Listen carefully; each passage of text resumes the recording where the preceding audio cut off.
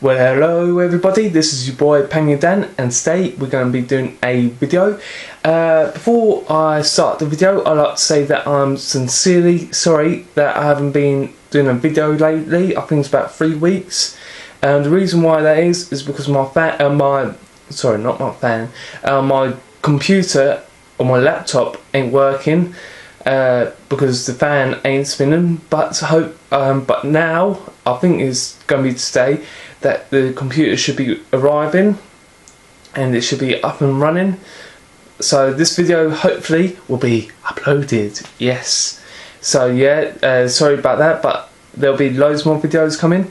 The exhibition now has been halted because well, I haven't even started, to be honest, because I won't be using the boards in the shed that's in it now, because the boards in there are so good that my dad wants me to keep them in there, which is so annoying because I really want those because they're real good. But I'm going to go to a wood shop or a timber yard, and I'm going to order myself a long piece of wood for my exhibition layout. So it's still going to go on, but I plan to finish it the end of August.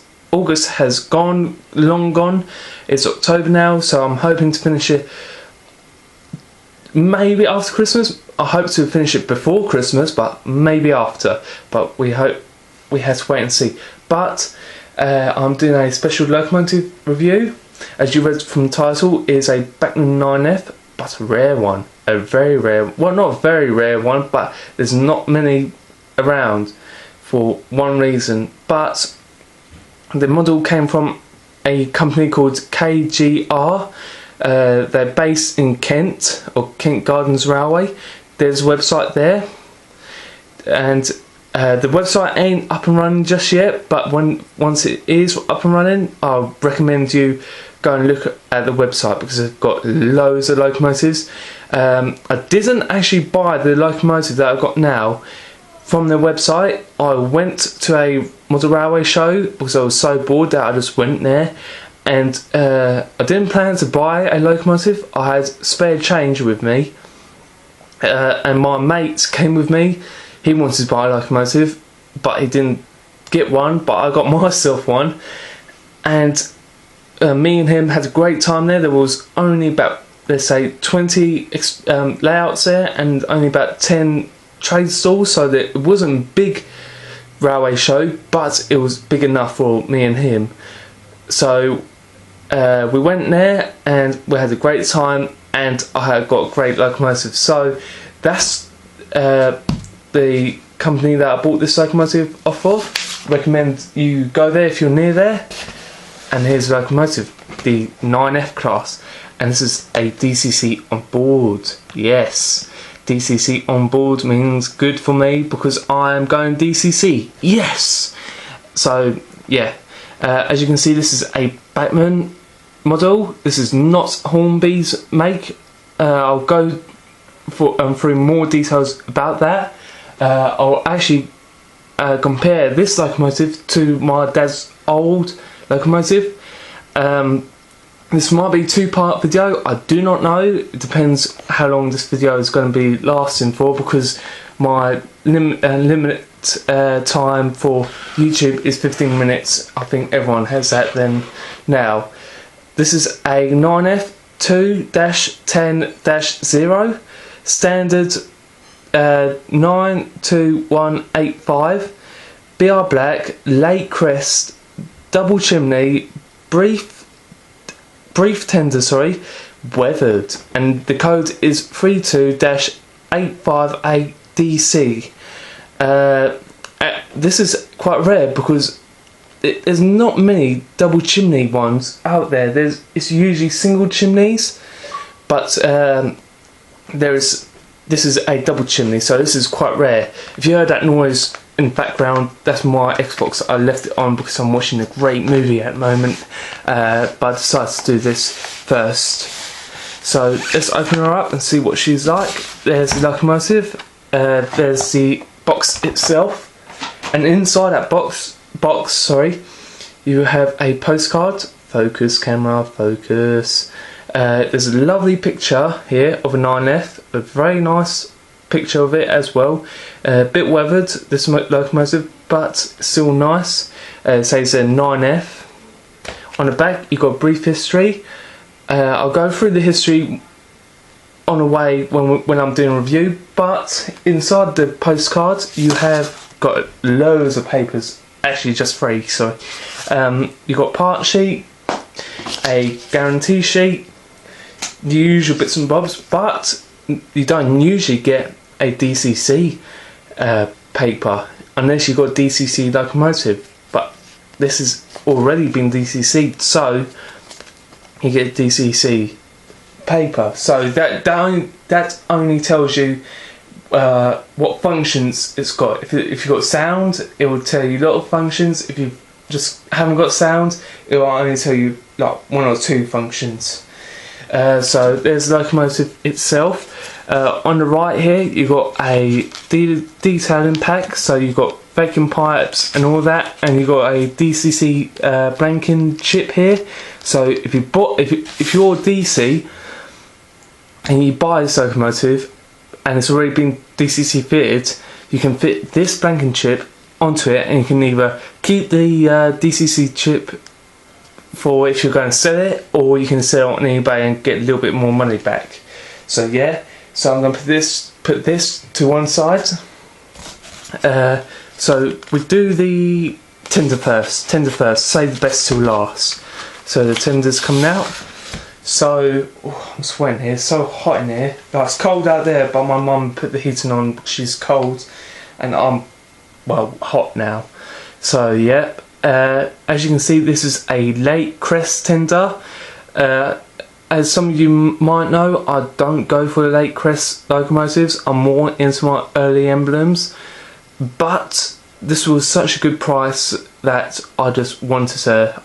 It was just crying out my name, and like every time when I go past the stall, I always check if she's still there, and when it's time to go, I just bought her because I just couldn't resist it. But as you can see, this tender has been weathered. This has been factory weathered, not by someone in, let's say, Yorkshire or somewhere around country. This has been factory weathered by Bachmann themselves. So this is original weathering. Pretty good weathering, I should admit. Not heavily weathered, but not too light that you can't see it. But very good detail. Obviously my light up top there is not very good, so you don't see a lot of detailing, but you get sprung buffers, not very springy, sorry, but a very nice sprung buffers. It's got NEM couplings, and the end is a dovetail coupling. That's what they call it, because it turns like that. Someone has already fitted brake rods to the tender and the locomotive itself, so some parts have been put on. So yeah, actually what I can do is bring my dad's old 9F locomotive. Here's a tender of it, and you can see that this one is like a standard tender for the 9F, but this one is much bigger than it, so you can tell the weight difference as well, because this one has a motor in it, this one hasn't. The motor is in the locomotive, but there's not a lot of difference between this one and this one, like the weight difference. But the detailing, like this one hasn't got any sprung buffers, but it's got the ladder, it's got loads of things. Like the ladder is not flexible, like you can break it instantly, but this, look at it, it's just I can bend those rods and I can easily break it, but that's detailing for you. So yeah, there's not a lot of different. Well, there is differences, but some bad things, some good things, and all that. You can see the riveting. You can see there's riveting in both of these locomotives. Obviously, this doesn't have sprung buffers or NEM couplings because this is much older locomotive or tender. So I'm going to put that one down, and you can see that's got fake coal. That's been weathered slightly, but I don't mind that. No pickups on these wheels, but that's the best thing about this locomotive because, well, I'll tell you later on. But yeah, great detailing inside the cab. Like, you've got these brake handles and all that. This one was a little bit bent, but I straightened it.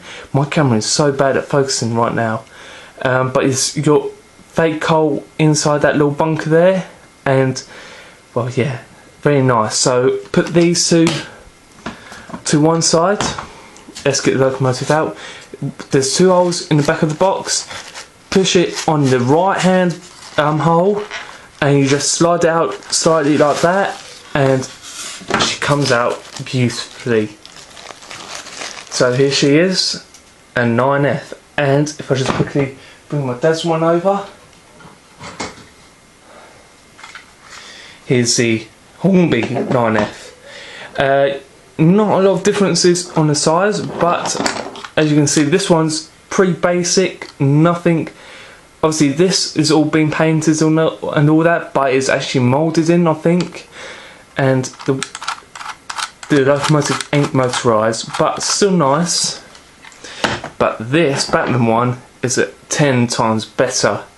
Obviously this locomotive is motorised, as you can see there I can't move it, and there is like about, I don't know how many pickups there is, but there's pickups in bogie, and there's pickups in, I think, all the wheels except for this oh sorry, I'm going to the wrong wheel, the middle wheel here, which hasn't got any flanges to help it turn tight corners. I understand that the real one doesn't have flanges on the middle one, but I think they've done that for a purpose, because it doesn't go around tight corners. So if you go on a branch line that has a real tight corner, it wouldn't go around it, it would just derail itself. No couplings on the front, but nice front buffers. There's a number 92185 with double chimney. Nice weathering, I should admit, nice weathering. Lovely, lovely. I think they call them connecting rods. That'd be so awesome to see that running. And oh, that's a shame. Nothing's, well, there is few painted bits in there, as you can't really see, but it's not all been painted. So what I'll probably do is paint them myself. On this side, you got all this piping along here. I don't think that the real one has this. Well, I know it's got this much piping, but as you can see, this is all over the place. So it is like all wiggity poo. So yeah, you got 2 holes for the tender connections. The reason why that is because if you've got a layout with tight corners, you go to the furthest one, or if you've got a layout which is just up and down line, which my one will be, you go to the further in one. So yeah, you've got lovely handrails from the smoke deflectors all the way down to the boiler. You've got nice, they look copper, but nice shiny whistles with sort of like weathering around them. Yeah, such a lovely locomotive. Even the cylinder, I can't even say the bloody words. Cylinder has been weathered. So yeah, this is such a good locomotive. And if you compare that to the 19 whatever locomotive, there's no details down here, unless like looks like it's had details here, but it looks like it's been broken off. But the amazing thing about this is because Hornby are still using the same tooling for the modern ones, like the railroad range or the normal range. They're still using this tooling, so I'd rather go for the Bachmann one because they're much better. But that's your opinion. But the Bachmann one's much better and much stronger. So yeah. So this locomotive, sorry about this review if it's a bit if it's a bit quick, but I only got a time limit of 15.5 minutes. So thanks guys for watching. I give this locomotive 10 out of 10 for detailing, 10 out of 10 for weathering, and 10 out of 10 for weight. That's another thing, it's very heavy. So thank you guys. The running video hopefully will be coming soon, fingers crossed. And please subscribe and leave a comment. Thanks everybody, and bye.